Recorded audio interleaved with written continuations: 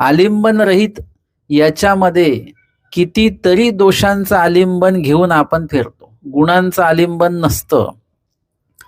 आपण कुठेही येतो जातो त्याच्यामध्ये आपल्या बाकीच्या ज्या वस्तू असतात त्या वस्तू आपल्यासोबत अधिक प्रमाणामध्ये असतात, परंतु आपल्याला मोक्ष साधनेकडे नेणाऱ्या ज्या गोष्टी असतात त्या आपल्याकडे कमी प्रमाणामध्ये त्याचा साठा असतो.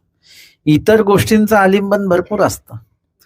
2 सत्र जरी निरूपण ऐकलं तरी 2 सत्राचं अख्खं निरूपण आपण घरी घेऊन जात नाही. ते आलिंबन आपण इथेच ठेवून जातो, किंवा ते काय करतो, त्याचं ओझं सगळं वहीला देऊन टाकतो. आपण वहीमध्ये लिहितो ते, है ना. ते अंतःकरणावर हृदयावर ते काही आपण कोरत नाही, ते आलिंबन रहित राहतो. आमचे स्वामी सांगतात दोषांचं आलिंबन नको, गुणांचं आलिंबन असलं पाहिजे. आणि गुणांचं आलिंबन जर का असेल म्हणजे काय व्हायचं की आम्ही संवत्सरला असताना टीकेची पोथी असायची आणि त्याचं शंका प्रयोगाची वही असायची आमच्याकडे. आणि आधीचा काळ आपला असा होता की लिखाण हा प्रकार आपल्या पंथामध्ये बऱ्यापैकी नसायचाच. जे काही जुनं लिहून ठेवलं तेच, बाकी सगळं मुखोद्गत, जे काही असेल ते मुखोद्गतच असायचं. मग आता कधी कधी काय व्हायचं की पोथीमध्ये बाबांनी काही प्रश्न विचारले आणि उत्तर नाही आलं की बाबा म्हणायचे वहीमध्ये बघा तुमच्या काय लिहिलेलं आहे.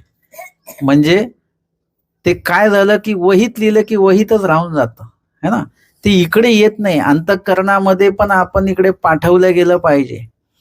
वहीत लिहिणं हे काही चुकीचं नाही, पुस्तक असणं हे काही चुकीचं नाही, है ना. परंतु ते काय करायचं, आपलं तिकडचं इकडे घ्यायचं आहे. आपल्याकडे पण ते आलं पाहिजे.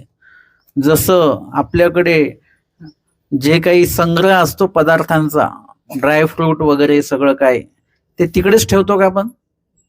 ते इकडे पण घेतो ना आपण, खायला घेतो की नाही, उपयोगात नेतो. तशा पद्धतीने आपल्याला इकडे पण ते घेता आलं पाहिजे.